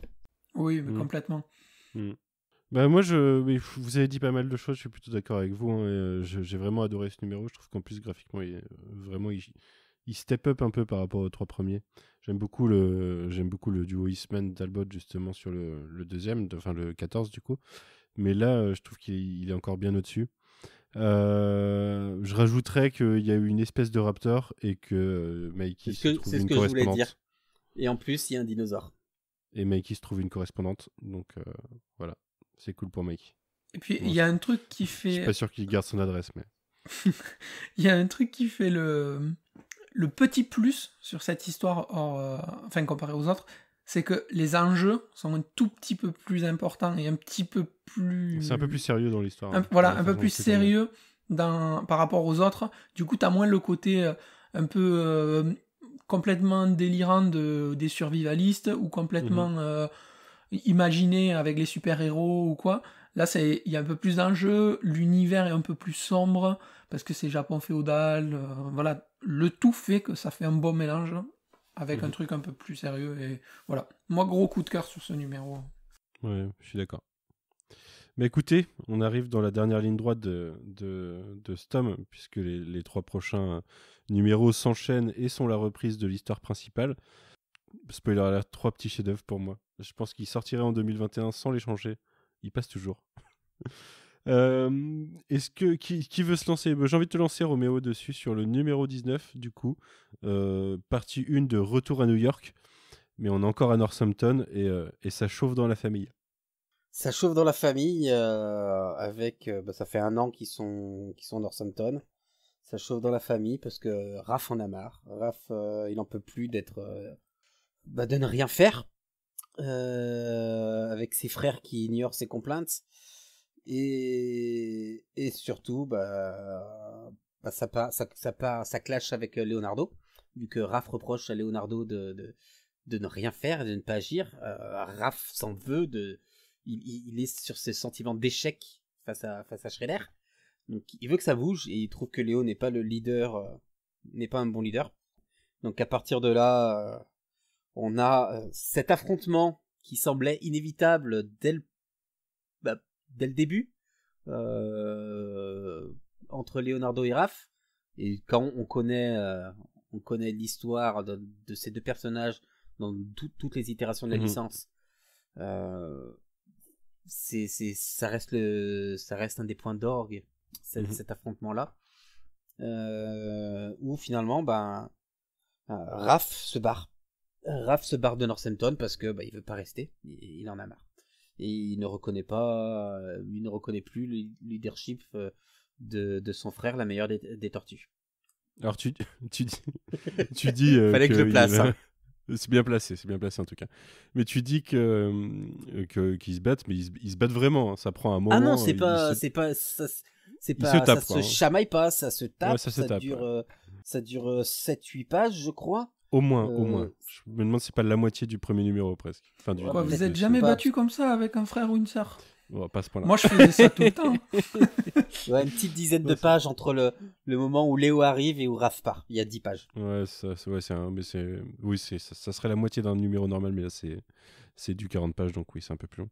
Mais et Raph et Léo vont tenir toute la trilogie de numéros, de toute façon, enfin, tout l'arc. Hein, Ouais. Ça se base sur eux. Ouais. Et donc on a Raph qui part et qui retourne dans les égouts. Et après cette bagarre avec Leonardo d'une dizaine de pages, on a Raph qui se transforme en chasseur de Foot Clan. Et pas en chasseur... En gros chasseur, oui. Je les assomme. Je sais pas si vous avez lu The Last Ronin. On en a parlé. C'est le même. C'est un Raph enragé. Pas de blessés, pas de prisonniers. Ouais, en plus, moins. On est encore dans l'époque où ça reste. C'est un ninja. Il est pas en mode enragé. Non, mais même le comics, lui, est encore, tu sais, dans la partie vraiment ND, un peu, pas underground, mais un peu moins visible du grand public. Donc, il y a moins d'autocensure, parce que tu vas pas toucher le même public un peu jeune, ou potentiellement... Tu vois, ça, non, aujourd'hui, il y avait la gamme Archie à côté TMNT Adventures. Donc... ils s'en foutaient. Ouais. C'était vraiment pas l'objectif, je pense, de toucher un autre public. Le gamin qui voyait les dessins animés des Tortues Ninja, et il voyait dans les comic shops vraiment le animated, le TMNT Adventures d'un point de vue graphisme. Donc il n'y avait pas ce risque. Les couvertures sont assez sombres, d'ailleurs. Mais oui, on est sur de l'indé, on est sur un Raph qui, après une bagarre de 10 pages, c'est quasi 30 pages. Charcle du Foot Clan pendant 10 pages. Ouais, même plus. En demandant toujours plus. Avec toujours ces grandes transitions, ces très belles transitions entre les pages. Alors je le disais tout à l'heure, très peu de dialogue. Très peu de dialogue dans le tome, mais là c'est chaud. Là. Ces trois-là, c'est beaucoup de fights et beaucoup de... Mais des fights utiles qui servent le récit. On était donc sur Northampton, l'apogée de la première ère Eastman et Laird. Et là, ils reviennent pour une collaboration qu'ils ont re-souhaitée. Et on sent vraiment que ils ont mis leur talent et leurs idées vraiment au service des Tortues Ninja. Il n'y a pas de ressentiment, même s'il peut y avoir des sous-textes entre Léo et Raph, entre les deux, on sait pas. Je sais pas si on peut extrapoler là-dessus. Mais voilà, ils ont mis potentiellement tout leur griffe de côté pour nous sortir une histoire comme les premiers, mais avec l'expérience qu'ils ont acquis en 4 ans, je crois. Je sais plus, on est en 88 là. Non, 89, on est sur celui-là. On est en 89, donc en 5 ans. En 5 ans à faire des comics et à gérer une licence, ils ont acquis l'expérience. Et ça se sent, en fait. Là, c'est la, comme diraient certains, c'est l'album de la maturité. C'est vrai. Fab, t'en as pensé quoi de ce premier numéro? Alors, on n'a pas tout dit, hein, parce qu'au final, Raph charcle du Foot Clan, mais derrière, il trouve quelqu'un qu'on ne sait pas pour l'instant qui c'est. Et derrière, ses frères finissent par le retrouver et on découvre qui il a avec lui. Oui, mais du coup, on aurait pu le dire, c'est un peu spoiler, hein, tant pis pour la suite, parce que sinon on va pas pouvoir... C'est sorti il y a plus de 30 ans. Hein. On peut pas parler de la page d'ouverture du numéro d'après, sinon qui est assez incroyable. Donc, Du coup, moi j'ai beaucoup aimé ce numéro. Alors je m'attendais pas à ce que la baston dure et soit aussi violente, hein, en vrai. Parce que, ouais, je sais pas, je pensais que connaissant les deux, ça allait un peu se taper, mais pas de cette manière. Du coup, bonne surprise, parce que après un Northampton qui te met un petit peu dans le gaz, tu vois, en mode faut récupérer, voilà, c'est pas facile, machin. Redémarrer comme ça aussi fort, en fait ça fait du bien parce que ça te met direct le pied à l'étrier et t'as juste envie d'aller plus loin et de voir un petit peu où ça va mener. Pareil, comme tu l'as dit Roméo, là, les 5 dernières années où ils ont passé à écrire les Tortues, tu sens qu'ils sont arrivés un petit peu à maîtriser leur personnage et la personnalité de chacun. On le voit avec le départ de Raph, qui fait un petit peu la forte tête tout seul et qui va retourner dans les égouts pour faire sa propre quête, quoi, son propre truc. Moi, c'est vraiment quelque chose que j'ai beaucoup aimé. Et ouais, globalement, c'est un numéro qui te relance bien cette série et qui fait plaisir à lire, quoi. Moi, j'ai 100% remis dedans en très peu de temps. Ouais, bah pareil, moi j'étais très content. Alors, moi j'ai bien aimé les 4 premiers numéros, mais moi aussi j'attendais d'arriver à la suite de Northampton. Je me rappelais plus. J'avais lu qu'une fois cet arc quand j'avais acheté ce tome 3 Du coup, quand j'ai acheté les tomes en VO à l'époque, les Ultimate Collection, donc ça doit dater de, je sais pas, 2012-2013. Un peu plus tard. Ah ouais, je sais pas. Ouais, bon, en tout cas, Premier ça comics, fait... c'est 2011. La reprise de la licence, donc après... Ouais, je sais plus quand ils ont été publiés, mais je dois l'avoir sous les yeux en plus. Oui, Enfin, ça doit être écrit. Ça fait longtemps. Oui, aujourd'hui, j'ai décidé d'être chiant sur les dates. Ça fait 7-8 ans, quoi, donc je l'avais lu il y a un moment, et très content de le relire, en tout cas, ce numéro. Ça m'a rappelé ce qu'allait suivre, le dernier numéro, du coup, il m'est revenu un peu en tête. Et ouais, c'est cool, le combat est cool, il y a des dialogues intéressants. En fait, tu comprends pourquoi ils en arrivent là. C'est pas artificiel, en fait, c'est pas fait de façon artificielle. C'est un peu exagéré sur le Raph qui enchaîne le Foot Clan en demandant toujours plus, puisque c'est un gimmick, à chaque fois il dit bah plus, quoi. Et puis il en trouve plus, et puis il en tape plus. Mais ouais, alors Mikey et Donatello sont complètement mis en retrait dans cet arc, quoi. Ils sont là en support, mais ils ont pas trop de... Enfin, on vient pas faire appel à eux dans les dialogues ou la personnalité, quoi. C'est vraiment Raph et Léo qui portent tout. Mais pourquoi pas, parce qu'ils sont plutôt bien traités. Je serais plus Team Léo que Team Raph, mais Team Raph, elle a le côté... Bah, du coup, la Team Raph peut pas dire qu'elle a le côté badass, parce qu'il y a quand même le dernier numéro où Léo il gagne dans tous les cas, hein. Je suis désolé, Ouais. mais là il n'y a pas de doute. C'est toi qui gagne ce soir, Roméo, sur la meilleure tortue de ce tome, hein, parce que il y a vraiment zéro doute. Mais ouais, en tout cas un très bon numéro, et la page d'ouverture en plus du numéro d'après, quand tu finis sur le cliffhanger, où c'est du coup un Triceraton qui a trouvé Raph dans les égouts. C'est le retour Zog. à New York, donc c'est Zog, ouais. Et du coup, on enchaîne sur ce numéro 20. Je vais revenir sur quelque chose que tu disais. Leur retour à New York et le voyage se fait de manière naturelle. Ça fait tout aussi naturellement que le départ de New York pour aller à Northampton, en fait. Mhm. Ça semble pas juste un prétexte, une excuse, finalement. Il y a une vraie suite logique dans cette histoire-là. Donc, En fait, ils peuvent se le permettre en disant il y a un an qu'on n'a pas vu de toute façon, donc à un moment, tout ce qui aurait dû t'amener là, tu considères qu'il est passé, et tu repars de ce point-là, quoi. Donc ouais, ça se fait naturellement. Ouais. Numéro 20, du coup, sorti a priori le mois suivant, donc ils avaient dû se préparer, parce que là, je pense que les dates sont bonnes. Mars, avril, mai 1989 pour les 3 numéros de suite. Donc ils avaient dû se préparer pendant un moment, d'où les numéros à côté où ils ont fait des trucs en se concentrant moins sur le reste des numéros.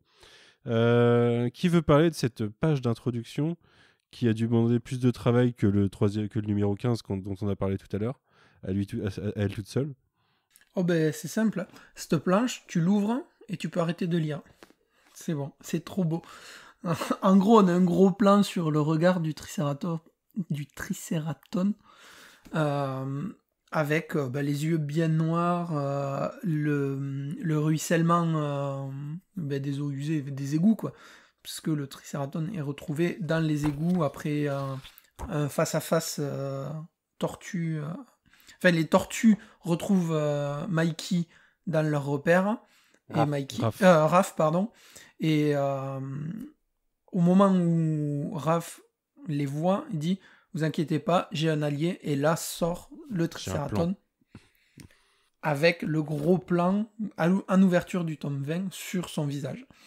Et globalement, on va voir comment les tortues utilisent ce nouvel allié sans au début trop savoir s'il va rester allié ou pas. Et j'ai trouvé ça plutôt malin de jouer sur ça, tu vois, sur le fait de pas savoir, mais en même temps se servir de lui.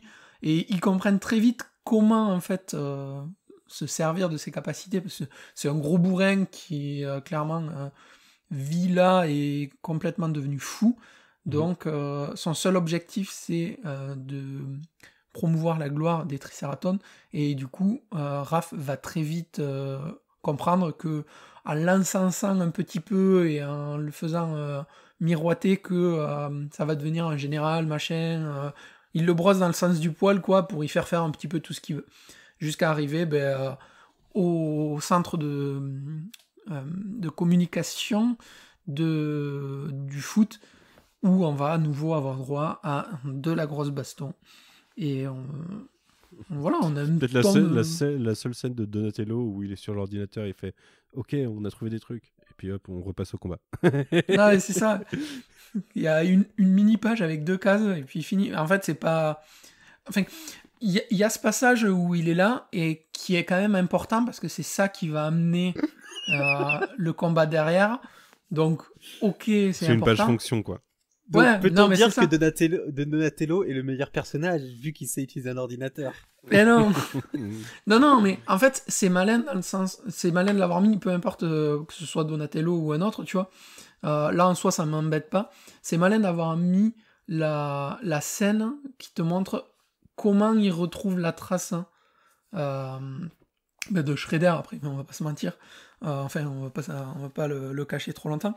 Et ça m'a fait assez rire, en fait, cette page, de la manière dont, tu sais, la reproduction, pour te faire croire que c'est de la 3D d'ordinateur, le rendu que c'est fait... Les années 80, fin des années 80, c'était ça, hein. Ouais, mais en fait, du coup, ça m'a fait trop rire, quoi. Du coup, j'aime bien cette page, plus pour la reproduction 3D via le dessin, avec cet effet un peu... Enfin, moi, quand je l'ai vu, je me suis imaginé les lignes vertes, tu sais, sur un vieil écran, et j'ai trouvé ça marrant. Après, le fait que ce soit Dodon, je m'en fiche. Cette partie-là, vraiment... mais j'ai trouvé ça assez cool. Question.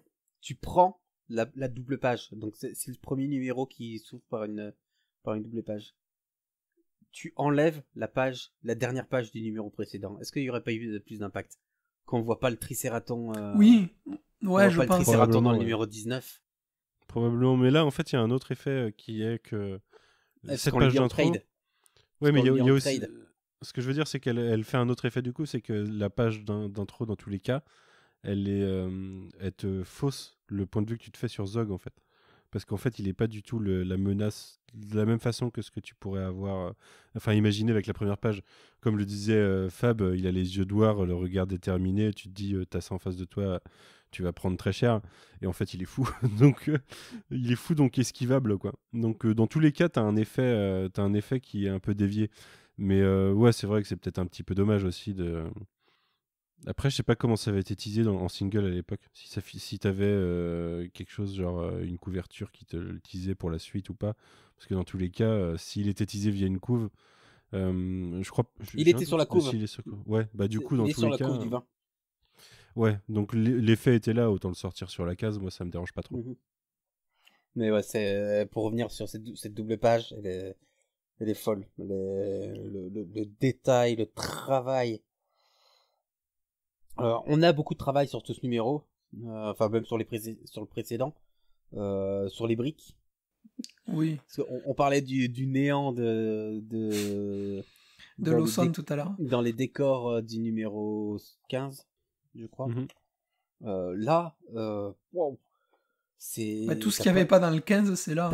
T'as pas une case où il n'y a rien, quoi. Il y a les décors de partout, la richesse de chaque case. Et puis t'as beaucoup de planches vachement découpées, et à côté de ça des grosses planches de gros plans qui t'en mettent plein de la gueule une fois de temps en temps, quoi. Ouais, parce que là justement dans les annotations encore, donc le premier c'est Eastman qui a fait le 19, Eastman qui a fait le layout, le 20 c'est Peter Laird, et je crois que le dernier j'ai déjà oublié, mais en gros ils ont vraiment travaillé ensemble à chacun faire des choses différentes entre c'est chaque Eastman et numéro. Laird sur les layouts du dernier. Ouais, d'accord, et par contre je crois que c'est des pencils de quelqu'un d'autre. C'est Jim Lawson les pencils, voilà. Et Kevin Eastman à l'ancrage. Voilà. Et en fait, ils ont pas, ils avaient peur de cette d'absence de cohérence entre, vu que ce n'est pas les mêmes personnes qui dessinent, qui ont fait les layouts, qui ont fait le pencil et l'ancrage. Et finalement, Mais ça fait partie de l'ADN des Tortues Ninja de fonctionner comme ça un peu aussi de toute façon. En travaux croisés, de tout le monde fait un en peu travaux tout. croisés, oui, mais non, c'était vraiment avant, tout le monde faisait tout. Donc je fais un début de layout, tu fais la suite, je commence à crayonner, tu débutes l'ancrage, moi je le termine. Là, ils sont vraiment découpés. Oui. Oui, chacun avait une tâche particulière. On te le dit pas, t'as pas forcément au premier coup d'œil, tu ne vois pas que c'est des personnes différentes qui ont fait les layouts. Parce que Peter Laird, je pense que c'est son meilleur découpage, parce que c'était pas lui c'était pas son fort, c'était vraiment Kevin Eastman qui était très bon là-dedans, qui l'est toujours. Donc on a cette cohérence et ce numéro 20, en fait ça fait vraiment aussi jeu vidéo comme The Last Ronin. C'est clairement un jeu vidéo, ouais. Le 19, on est dans les égouts. Le 20, on est dans le début du... Il y a un moment, il y a une case où la posture des tortues, ça me fait penser au jeu de NES. À certaines postures des tortues dans le jeu de NES, du coup, de l'époque, quoi, qu'on a tous fait. Et ça m'a fait rire, quoi. Je me suis dit, tiens. Non, c'est une autre case. Parce que je vais me montrer une case, mais non, s'il y en a une autre, il faudrait que je la retrouve. Mais ça m'avait fait penser à ça.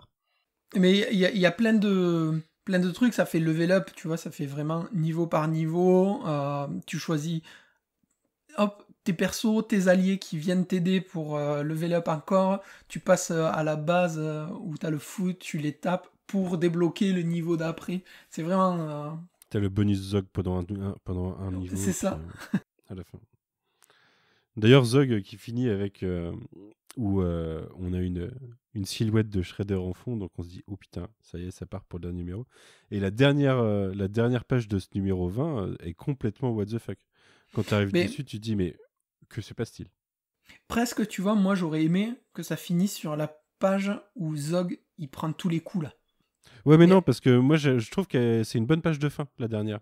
Parce qu'elle te met dans un... Là, c'est un vrai cliff, quoi. Tu te dis, mais qu'est-ce qui se passe ? C'est quoi ces shredders chelous, quoi. Ouais, mais tu commençais le numéro sur cette double page et tu terminais juste sur Zogater. Ouais, moi j'aurais aimé, tu vois, finir comme ça. Et l'autre, tac, qu'est-ce que c'est qu'il a mis à terre ? Paf, tu commences avec les shredders. Bien que, on va pas se mentir, la page est folle parce que t'as ces 3 shredders complètement fous. Mais je pense que ça aurait eu de l'impact aussi d'avoir les... Tu vois, t'as commencé, c'est ton allié, il meurt, sans savoir pourquoi.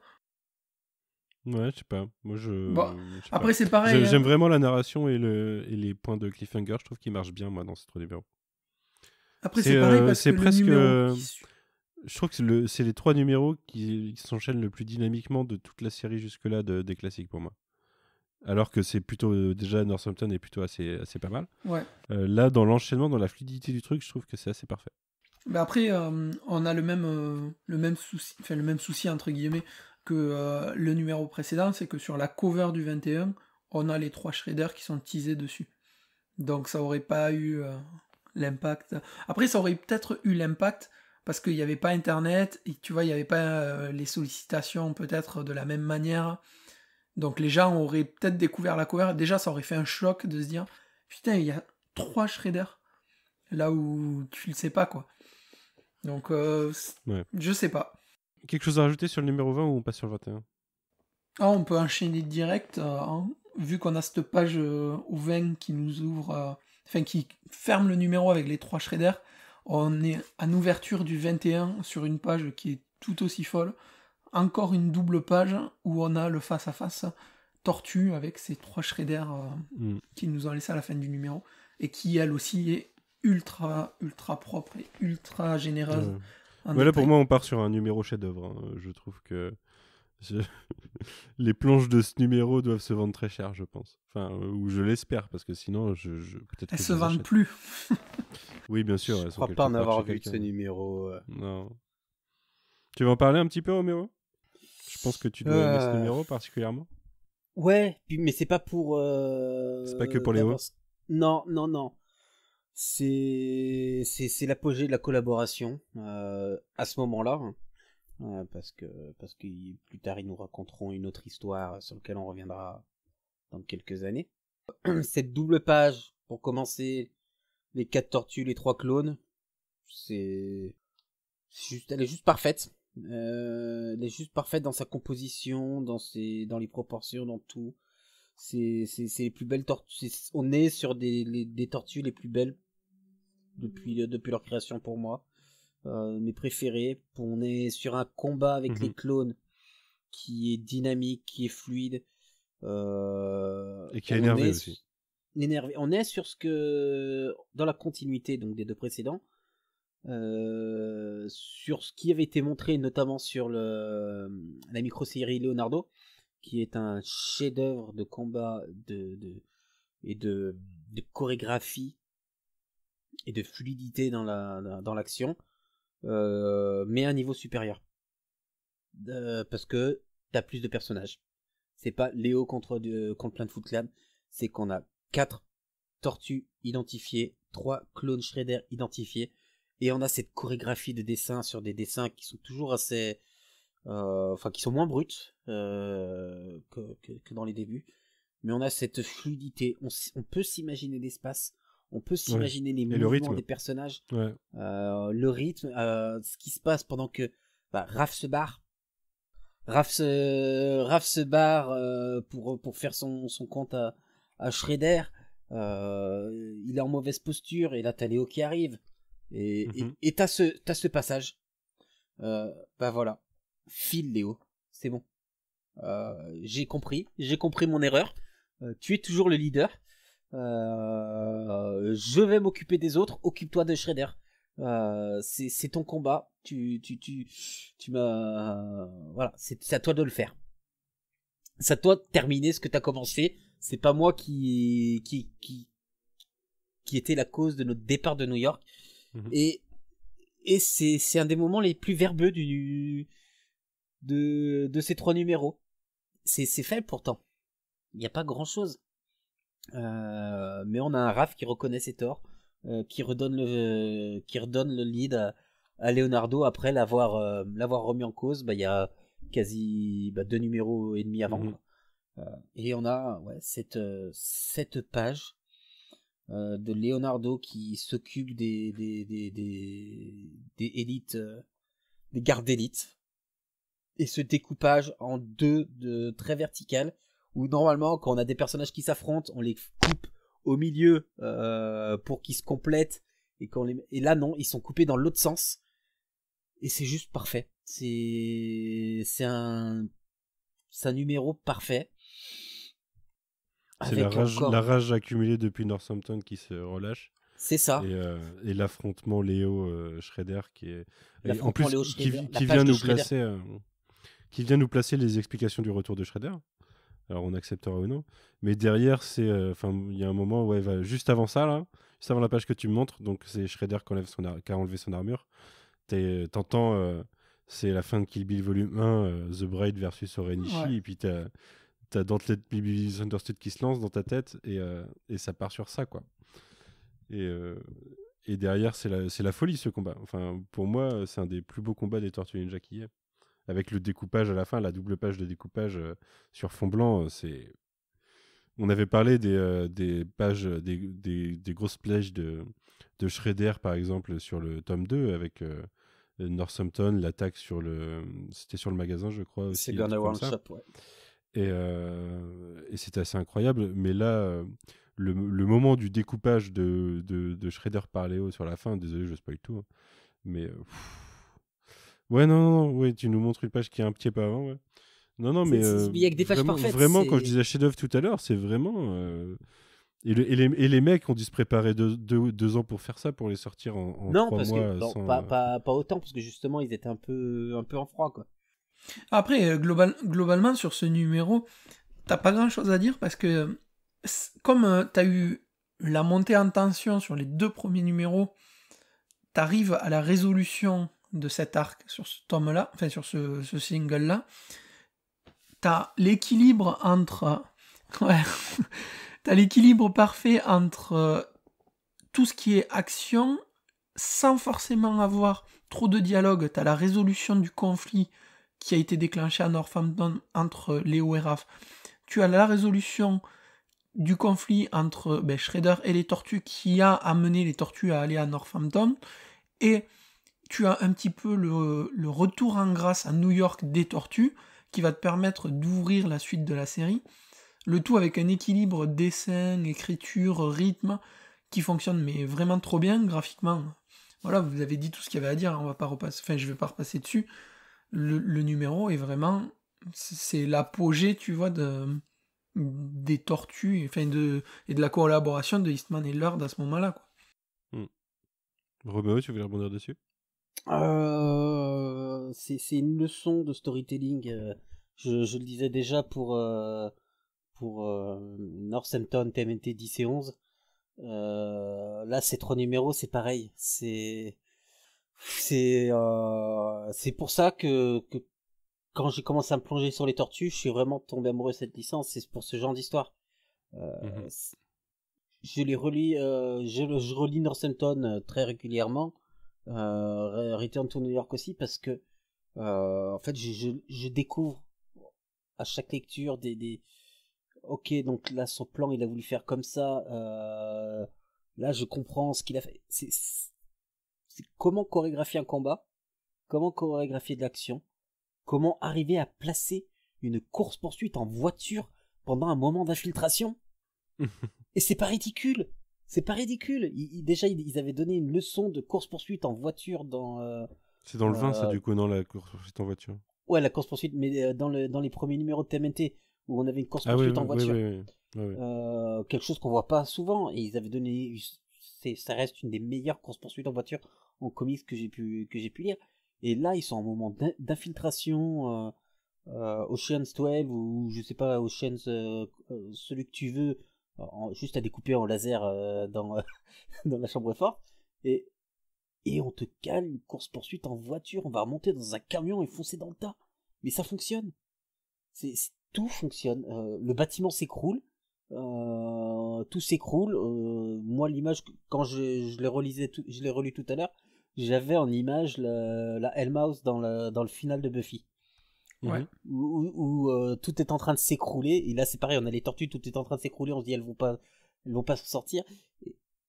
Il y a tout qui est autour qui est intact, et non là t'as un gros trou béant. C'est l'image de la Hellmouth que j'ai de la fin de Buffy.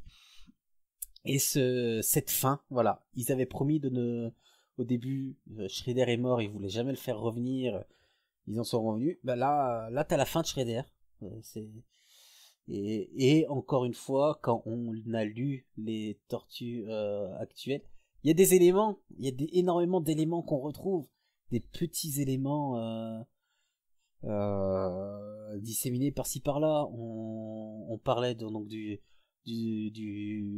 Raph en mode vénère, où t'as une vibe l'astronine. Pareil un peu pour les vêtements qu'il porte, Raph, on en a pas parlé, mais j'adore son look avec sa capuche. Comme ça, la tête de Shredder, c'est quelque chose. Shredder la tête coupée. Ceux qui lisent la série d'IDW connaissent ce gimmick-là, et t'as énormément de petits points comme ça qui ont été réutilisés parce que c'est pas pour rien, c'est parce que c'est des histoires importantes. Fondateur, ouais. Et c'est fondateur, et ce n'est pas qu'une bonne histoire de Tortue Ninja. C'est un super comics, et vraiment cet arc, moi j'ai toujours une préférence pour Northampton pour plein de raisons, mais celui-là il est dans mes tops aussi.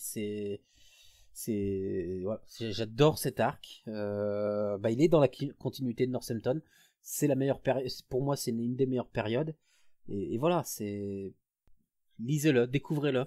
Il n'y a pas besoin d'aimer les tortues pour ça. Il y a des planches juste à contempler, tellement c'est beau. On a parlé de la double planche du Triceraton, le final entre Shredder et Léo. Vous y reviendrez sûrement dessus après avoir passé quelques pages. Il y a bien après. 5 bonnes doubles pages, je pense, dans ce dernier numéro ou dans les deux cumulés. Mais entre les 3 numéros, ouais, t'en as à foison. T'as des pages, dans le 19, le Leonardo qui ouvre la porte à moitié dans l'ombre, parce que Raph il est en train de lui baver dessus. Bah, après, c'est 3 tomes de 45 pages à peu près, 40-45 pages. Et Non, je moi, trouve. on est... Enfin, 3 tomes, pardon, Ouais. 3 singles. C'est une quarantaine de pages. Ouais, on va dire une quarantaine de pages. Et je trouve que c'est ultra généreux et ultra dense. Enfin, à la sortie de la lecture, t'as l'impression d'avoir lu beaucoup plus de pages.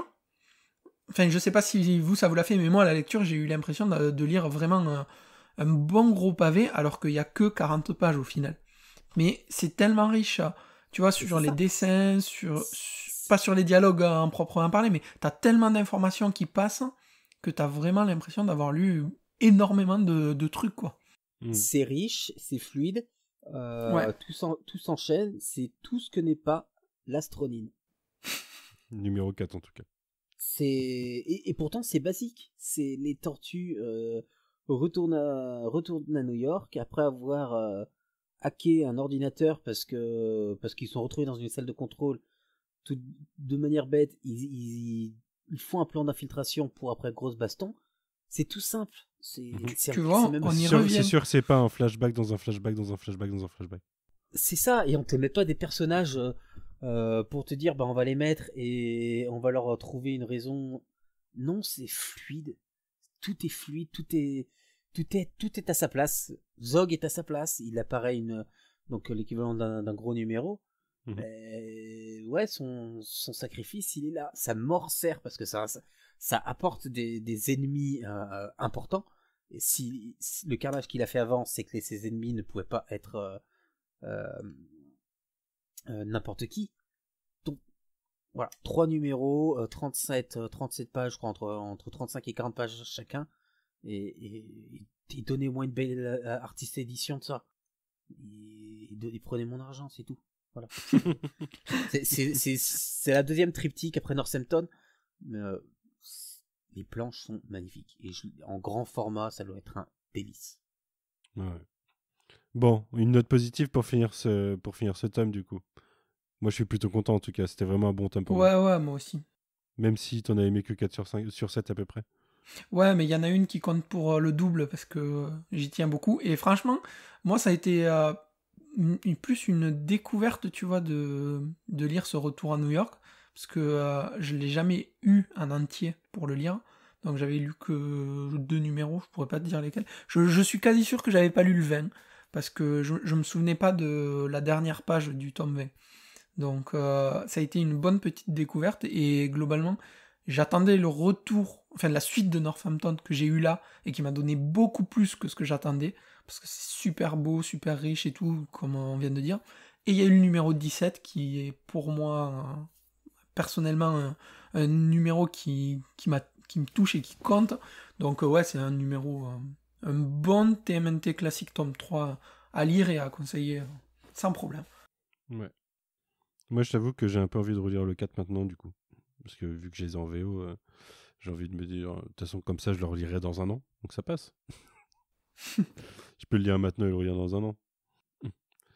Bon bah écoutez, je vous propose de se quitter là-dessus. On se retrouve bientôt, on n'a pas de date, mais prochainement, probablement d'ici avant la fin décembre, je pense, pour un...